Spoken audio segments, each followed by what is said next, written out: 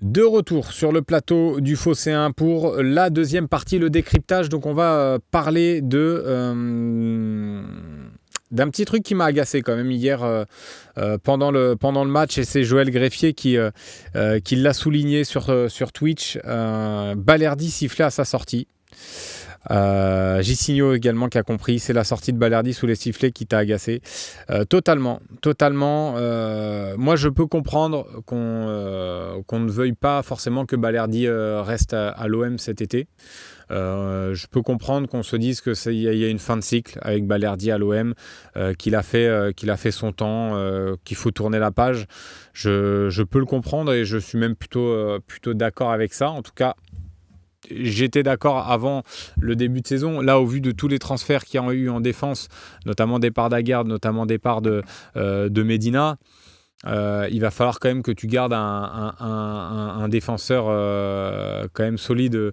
Et je pense que Balerdi est aujourd'hui, dans l'effectif actuel, notre meilleur défenseur. Si tu prends l'effectif actuel, je ne vais pas reposer ma défense sur ni Cornelius, ni Egan Riley, ni Meite qui a un petit peu des pépins physiques en ce moment. Donc, et d'ailleurs c'est pour ça qu'il joue pas en ce moment, mais voilà. Donc non, mais mon coup de gueule c'est ça, j'ai absolument pas compris pourquoi on a sifflé Balerdi. On peut lui reprocher tout, qu'il a raté certains matchs l'année dernière, mais tu peux pas lui reprocher, tu peux pas lui faire des reproches sur son investissement quand le mec loupe sa Coupe du Monde pour être allé au bout du bout physiquement de la saison avec l'OM. Tu peux pas lui reprocher son amour et son attachement pour le club. Donc je trouve ça quand même très dur de le siffler sur un match de prépa où il est plutôt bon. Alors moi je suis d'accord pour dire que sur le but il est fautif, il se fait éliminer beaucoup trop facilement, mais sur l'ensemble du match il est plutôt cohérent en tout cas dans ce qu'il fait. J'ai plutôt bien aimé son match dans l'ensemble. Et pourquoi aller le siffler sur un match de prépa où tout se passe bien dans le match, dans la rencontre? Pourquoi aller le siffler lui? Et ce que j'ai aimé d'ailleurs dans ce moment-là, c'est Peshao qui a eu un geste de soutien envers Balerdi, mais je trouve ça tellement ridicule de siffler son joueur, et surtout lui, c'est pas comme s'il avait craché sur le club, qu'il avait manqué de respect à l'OM. Je l'ai dit, on peut lui reprocher qu'il n'ait pas été bon la saison dernière, qu'il ait loupé beaucoup de matchs, qu'il ait fait des erreurs, ça oui. Mais aller le siffler sur un match de prépa, j'ai trouvé ça tellement ridicule, et j'ai vraiment pas aimé ça hier. Donc c'était voilà le petit coup de gueule.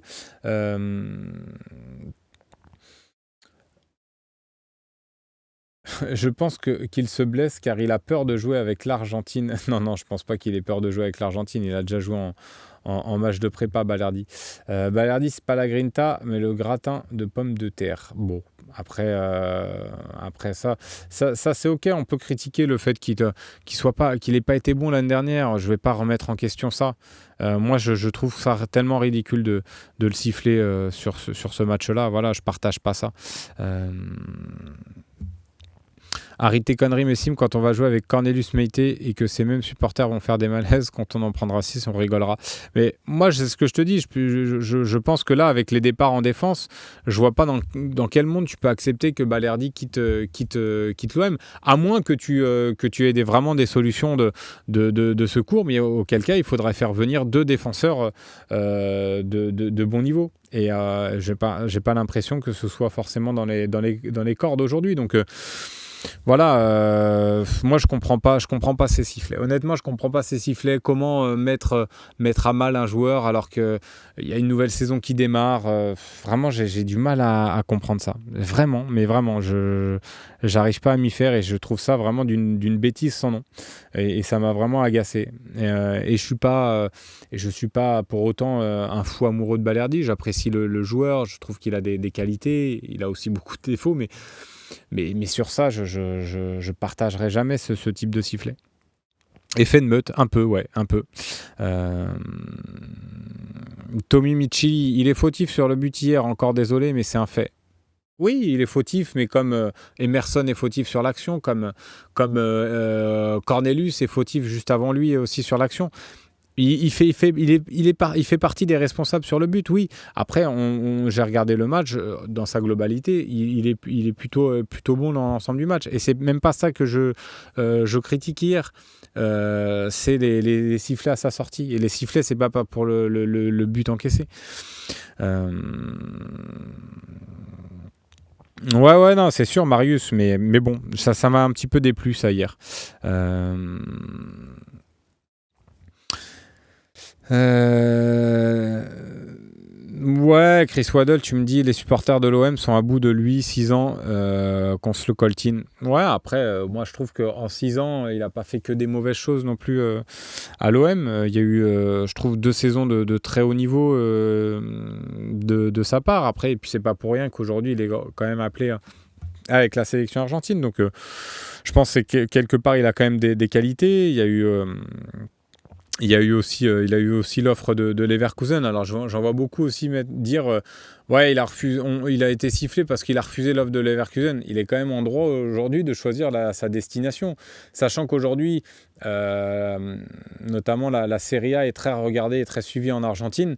Lui privilégie un départ vers la Serie A. On peut le comprendre là-dessus.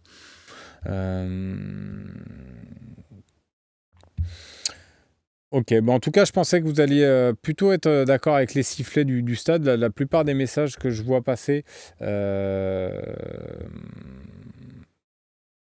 sont plutôt d'accord avec ce que j'ai dit et ne comprennent pas trop les sifflets. Jérôme Richman qui nous dit les sifflets, c'est pour le faire partir et le dégoûter. Ouais, je suis pas sûr que ce soit la bonne solution. Donc ça veut dire, imagine, il n'arrive pas à partir et il reste. Je trouve pas ça terrible comme idée, mais bon. Ouais, l'action de Gouiri en tout début de match, d'ailleurs, très belle situation, très belle action. T'as raison de souligner Brice Wars 44 qui nous dit l'action de Gouiri, merci Balerdi. C'est vrai qu'il y a eu une récupération très haute de Balerdi, très agressif. D'ailleurs, ce qui a fait partie des principes un petit peu que j'ai noté de la part de cet OM sous Genesio, d'être très agressif dans certaines zones du terrain.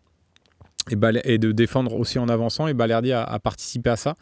Et sur cette action, ouais, récupération haute et très belle passe extérieure du pied pour lancer Gouiri face au gardien. Et Gouiri nous a fait une petite Aubameyang d'ailleurs sur la situation. Il veut faire un piqué alors qu'il peut dribbler le gardien. Qui a un petit peu vendangé notre ami Gouiri, mais voilà. Non, mais voilà, c'était le petit coup de gueule ce matin, le petit décryptage là-dessus. Je voulais passer ce coup de gueule-là, ça me tenait à cœur. Certains seront certainement pas d'accord, certains veulent plus voir jouer Balerdi à l'OM, donc ils vont partager ces sifflets-là. Moi, je trouve pas ça forcément bon. Ouais, Lucho, Gouiri pas assez tueur. Je comprends pas la hype sur lui. Ouais, mais après, dans l'ensemble, je trouve que c'est un bon attaquant. Sur le match d'hier, oui, si on regarde le match d'hier, on fait un focus. Il n'a pas été assez tueur, il a loupé certaines situations qu'aurait pu te mettre à l'abri d'ailleurs avant l'égalisation de Bilbao. Mais depuis qu'il est à l'OM, il a montré quand même ses talents de buteur. Donc il a marqué quand même pas mal de buts depuis qu'il est à l'Olympique de Marseille. Il a été aussi décisif, il a fait pas mal de passes décisives. Je trouve que c'est un joueur quand même important sur lequel moi je compte sur cette saison-là. Même s'il y a aussi cette rumeur là avec le FC Séville qui s'intéressait à lui. L'OM en demande 30 millions, je trouve que c'est pas mal. En tout cas, c'est le prix, je trouve, de Gouiri. Ok, Jérôme Richman, merci pour ta précision, mais j'avais compris.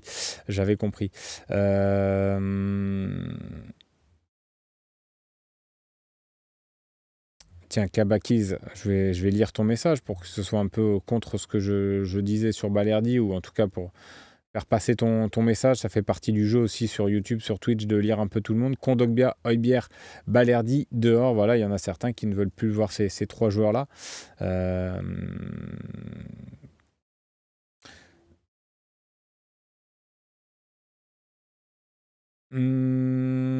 Tac. Fanatics qui nous dit totalement d'accord. Début de saison, pas la peine de continuer ce matraquage, surtout que certains méritent plus que lui. Les sifflets, ouais. Notamment, je fais j'enchaîne, mais il n'y a pas forcément de transition, mais parce que je pensais un peu au match face à Bilbao, on n'a pas forcément trop fait le bilan top flop.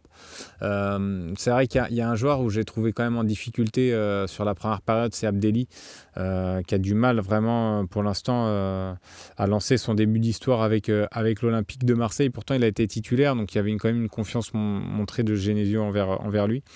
Mais c'est pas pour autant que lui, c'est pareil, j'aurais accepté des sifflets, mais c'est vrai que je trouve quand même en difficulté. Et là, tu te dis, si Højbjerg part, aujourd'hui, ton milieu, il en prend quand même un coup, sachant que tu ne pourras pas compter sur un Kondogbia parce que tu sais qu'un match sur deux, il sera absent. Donc tu vas reposer ton milieu sur Abdelli. Timber, là, pour l'instant, qui retrouve un peu sa forme, donc il ne sera pas forcément à 100% sur le début de saison. Tu vas te retrouver à avoir un milieu Nadi Abdelli, ça fait un petit peu peur quand même. Flop Mopé, ouais, il n'a pas fait une bonne rentrée aussi, Neil Mopé. Genesio ne compte pas forcément trop sur lui. BP07, tu parles de qui? Je l'ai trouvé meilleur hier. Tu parles peut-être d'Abdelli, mais moi j'ai pas trouvé bon Abdelli. J'ai pas trouvé bon. Ça battra Timber qu'on annonce aussi sur le départ d'ailleurs, mais tout le monde. Mais après tu vas pas perdre tout le monde. Je pense que si tu fais partir encore en plus de Haguerd, Medina et Rouli, si tu fais partir Højbjerg et un autre. Donc ça peut être soit Timber, ça peut être Peshao malheureusement. Des infos que j'ai, ça peut être compliqué ça va être compliqué, je pense, de le garder. Si on y arrive, ça sera quand même un beau signal envoyé à Genesio déjà. Donc si tu arrives à faire partir un joueur, je pense que tu pourras garder Timber quand même.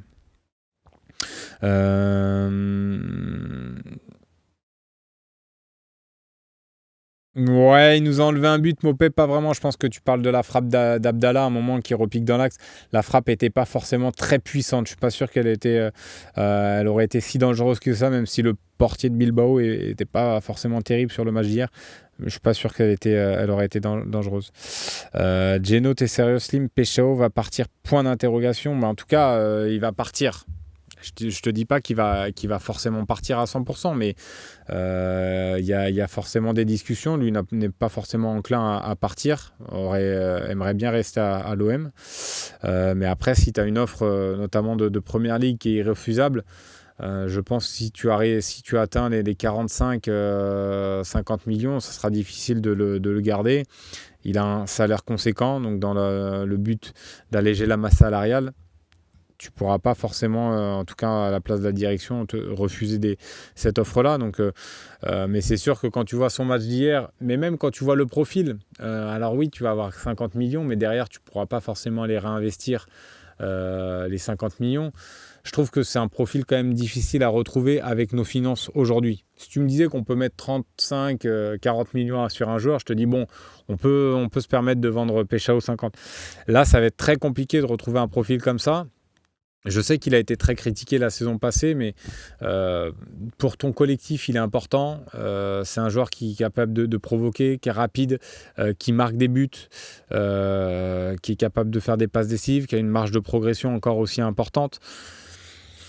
C'était ton atout offensif, ça aurait pu être ton atout offensif important là, cette saison, mais moi j'ai du mal à voir comment l'OM va réussir à le garder cet été, sincèrement. Franchement, il n'y a plus aucun joueur où je serais deg qu'il parte. Même Peshao, c'est remplaçable. Un Gbo à qui il reste un an de contrat, c'est même mieux.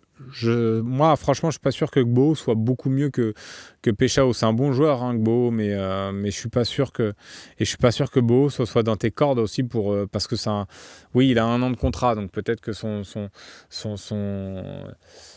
sa valeur marchande diminuera un petit peu, mais ça veut dire mais tu pourras pas mettre non plus énormément d'argent. Donc ça va être compliqué de retrouver un joueur. C'est pareil, on parle de Dylan Bakwa. Alors Dylan Bakwa, c'est plus côté droit, c'est plus un ailier droit.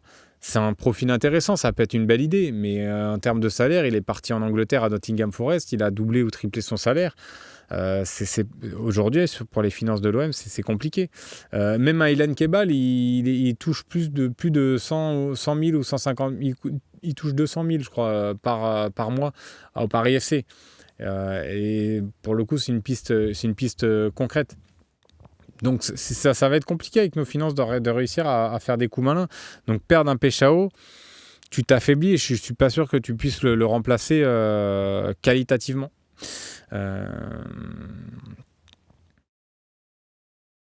Geno, ouais, il les faisait déjà, ces frappes-là, honnêtement. Alors, des fois, il cherchait la lucarne opposée, mais il en a déjà mis des buts comme ça, un petit peu Péchao. Il nous a habitués, notamment contre l'Ajax. Je crois il met un peu le même but en Ligue des Champions, Péchao. Mais c'est sûr que c'est un joueur, je trouve, essentiel aujourd'hui dans notre collectif. Quelle est pour toi la bonne surprise de la préparation JOM avant qu'on passe aux appels, hein, le numéro c'est affiché 04 86 68 24 67, mais j'ai entendu en standard Jade qu'il y avait déjà des personnes au téléphone, donc on a déjà du monde, on a déjà 4 appels, donc on va vite passer à la partie suivante. Juste je réponds à Geno, la bonne surprise moi de la prépa. Qui ça pourrait être? Après, il y a eu Péchao, on connaissait, donc on va prendre un joueur.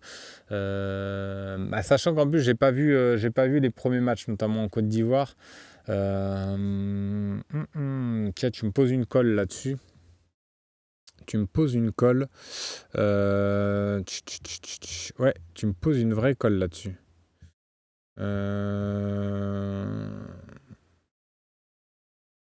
Ouais. Là, j'ai pas forcément bonne surprise. J'ai pas eu de très bonne surprise, honnêtement, sur cette. Angel Gomez sur le match d'hier, allez, on va dire. Angel Gomez sur le match d'hier, on peut se le mettre. Bezav, j'ai l'impression que vous l'aimez, mais moi, j'ai pas vu les premiers matchs. Visiblement, c'était plutôt bien dans les premiers matchs, mais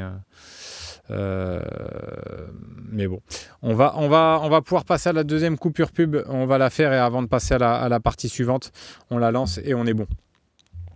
Ouais, Harit hier, mais Harit, je te dis, c'est du Harit. Cool, mais ouais, après, je peux pas dire bonne surprise. Bonne surprise, c'est vraiment, il aurait crevé l'écran dans la prépa. J'ai pas vu ça non plus. J'ai pas vu ça. Donc, ouais, t'as Angel Gomez qui a fait plutôt un bon match hier. Allez, on va mettre Angel Gomez sur le match d'hier. Après, sur la prépa globale, peut-être certains jeunes, Koum. Koum, oui, parce qu'en plus, moi, je l'ai beaucoup commenté en jeune en équipe de France. Quand il jouait latéral, en plus, à l'époque.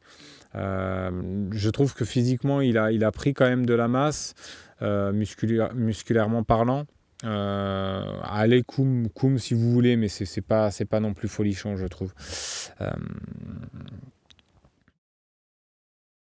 Ouais, Kondogbia hier aussi fait une bonne rentrée, ça c'est vrai. Et Kondogbia avait été bon aussi match contre l'équipe du Qatar là, donc Kondogbia, mais Kondogbia on connaît en fait, donc je vais pas dire que c'est une bonne surprise. Allez, la pub est terminée, on va pas pouvoir passer à la partie des appels tout de suite. Les appels maintenant.